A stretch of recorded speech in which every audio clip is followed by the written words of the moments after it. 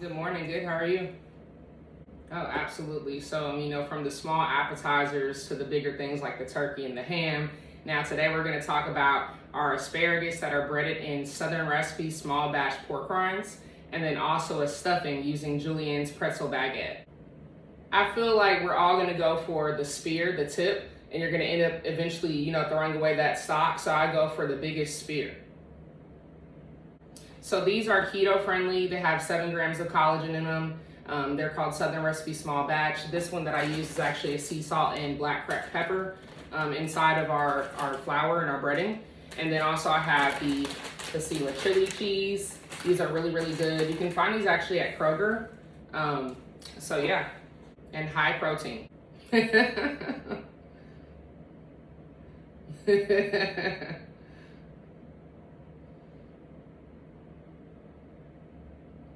So this recipe is super simple. I literally just beat an egg with a fork. You can use a whisk.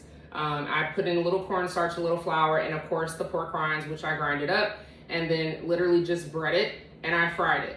Okay, the demo that I'm gonna do for you today is actually gonna be our stuffing recipe. But these are really amazing, and they go great with some Parmesan cheese or some remoulade. This is the one that I love. It's called Nolan's, if you love Louisiana.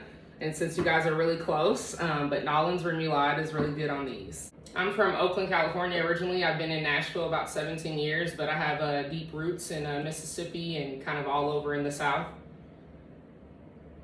I personally, make dressing because I don't stuff it in my turkey, which is kind of where that term came from. But, in this case, they call it a stuffing recipe. And it's gonna be a quick stovetop kind of recipe, but of course you can then bake it if you'd like as well. Awesome. So I have some chicken stock off in our pot right here, and then we have some celery I've already pre-cut. I have some carrots, some diced onions. I'm using a red onion, switch it up a little bit. And then also I have some rosemary, some sage, parsley, and some bacon that I'm gonna put off in there as well. And I like to kind of get that going first before I add in our bread so that it kind of soaks up all of that good flavor.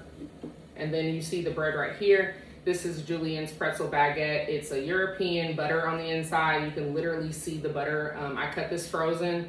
They make this in Germany, and then they package it up and ship it to us.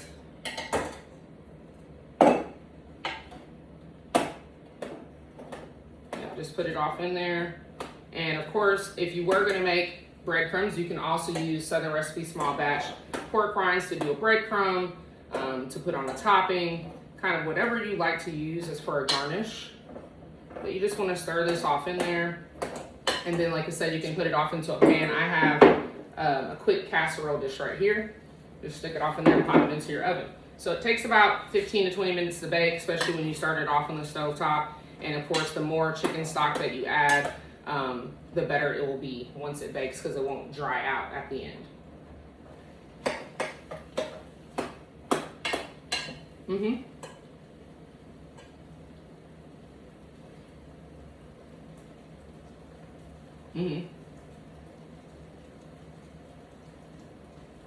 I wouldn't say to try that for gluten-free necessarily because it can be made around other things that are not necessarily gluten-free. I know that normally pork or any other meat product would be technically gluten-free, but you just have to look and watch your labels. Even grits, they'll say on the bottom of the back of it saying, it was made in an oatmeal factory, things like that. So it's not really considered gluten-free. So those are just some things to consider. But I do think that it would be great for an alternative for someone that is not eating the traditional pork rinds. I personally like to take the chicken fat off of all of my chicken thighs, and I like to make my own chicken, rinds out of that. Puerto Rico, they call them chicharrones. They make them out of pork tips, or they, make them out of chicken tips, but they're really, really great, and they're a little bit healthier. You can control the seasoning that way.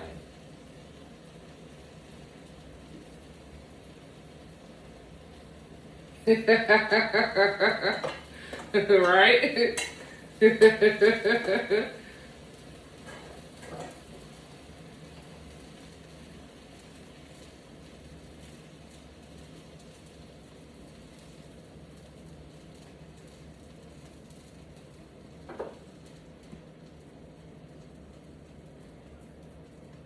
I definitely see that there is a new trend. People are kind of substituting that traditional butter. Maybe they're using a vegan butter, plant-based butter, or margarine even, you know, a little bit more expensive European butter personally for me, just because I prefer to have more cream and less water in my butter. I feel like you use less of it. So I don't think that you have to really substitute the things that you really love. Just kind of minimize, you know, portion control those things that you really love. I'm cooking for a family for Thanksgiving, and they definitely aren't holding back. They picked about 7 sides, a pound cake and a pie, you know, but the way that I'm gonna make it, I'm gonna make sure that it's from scratch and that everything is local and sourced. And so I think that's what kind of takes away that, you know, that guilty feeling, right?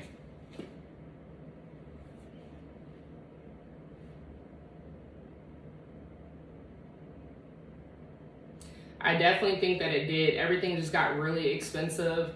I personally started making even my own breads. You know, you keep yeast around. That's something that I know a lot more people keep around now than they've ever kept.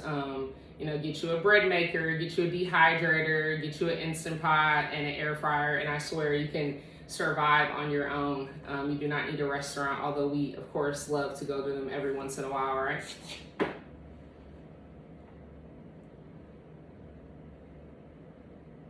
Mm-hmm. Yeah.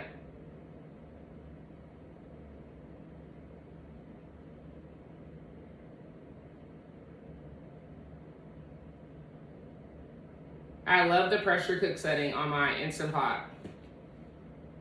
I love the pressure cook setting. It's the main thing that I use. It literally will cook the meat right off the bone. So if you're not used to cooking, you literally just drop whatever you want in there, put it on there for a minimum hour to 3 hours, depending on what it is, and just walk away. And it will cut off, and it will even turn it off warm. So when you come home, your food's already ready. Mm-hmm. Oh, absolutely. Because I do that, and then I might do something on the stove or something in the oven, but everything's cooking at the same time, and it will all finish at the same time.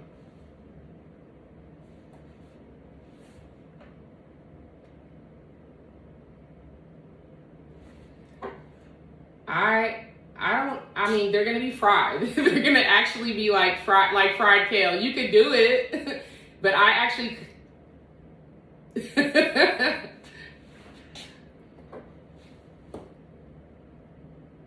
So I personally fry my collard greens in olive oil before I cook them. I don't use pork because I don't necessarily prefer that. I would like to use maybe like a turkey, you know, smoked turkey wing or something like that. But I'll fry them first and then I pressure cook them for an hour. Mm-hmm.